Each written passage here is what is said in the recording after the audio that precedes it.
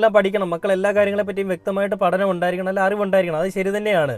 എന്നാൽ അവിടെ മക്കൾ അനുഭവിക്കുന്ന കാര്യങ്ങളെപ്പറ്റി മനസ്സിലാക്കാതെ മക്കളെ അങ്ങോട്ടേക്ക് തള്ളിവിടുമ്പോൾ, മക്കൾ അവസാനം അവരുടെ ജീവിതം അവസാനിച്ച് പോകുമ്പോൾ, അല്ലെ അവസാനിപ്പിച്ച് പോകുമ്പോൾ, അത് നമ്മളുടെ ഭാഗത്ത് വലിയൊരു വീഴ്ച തന്നെയാണ്. കാരണം മക്കളെ നമുക്ക് നോക്കാൻ സാധിച്ചില്ല എന്നുള്ളത്. സ്വന്തം സ്വാർത്ഥ താല്പര്യങ്ങൾ തീർക്കാൻ വേണ്ടിയിട്ട് മക്കളെ ഈ രീതിയിലേക്ക് വിടണമെന്നൊക്കെ ആഗ്രഹിക്കുന്ന ഓരോ മാതാപിതാക്കൾക്കുമുള്ള ഒരു മറുപടി അല്ലെങ്കിൽ ഒരു സൂചന മാത്രമാണിത്.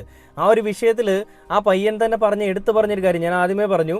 അയാൾ ഇത് ലൈവിൽ വന്നുകൊണ്ട് ഒരു സ്റ്റേറ്റ്മെന്റ് നടത്തിയാൽ അയാൾ ആരും അംഗീകരിക്കാൻ പോകുന്നില്ല. കാരണം RSS എന്ന് പറഞ്ഞൊരു സംഭവം അല്ലെങ്കിൽ ഒരു പാർട്ടി ഈ സമൂഹത്തിൽ ഏത് രീതിയിലാണ് നിൽക്കുന്നത് എന്നുള്ളത് അവന് നന്നായിട്ട് അറിയാം. ഈ സംഭവങ്ങൾ ഇവനെതിരെ ചെയ്യുകയും ഇവനൊരു OCD പേഷ്യൻ്റ് ആക്കി ഇവനെ മാറ്റുകയും ചെയ്തിട്ടും ഇവനിത് പുറത്ത് പറയുമെന്ന് പറയുമ്പോൾ ഇവന്മാർക്കൊരു പേടിയുമില്ല, നീ എന്ത് ചെയ്താലും ഒരു കോപ്പുമില്ല എന്നുള്ള രീതിയിലാണ് ഈ പീഡനം ചെയ്ത, അല്ലെ ഇവനെ പീഡനത്തിന് ഇരയാക്കിയ ആ പലതന്തയ്ക്ക് പിറന്നവൻ പറഞ്ഞതെന്നാണ് ഈ കുഞ്ഞ് ഈ അനന്തു എന്ന് പറയുന്ന ആൾ പറയുന്നത്. അപ്പോൾ അവന്മാരുടെ ഒരു ധൈര്യം,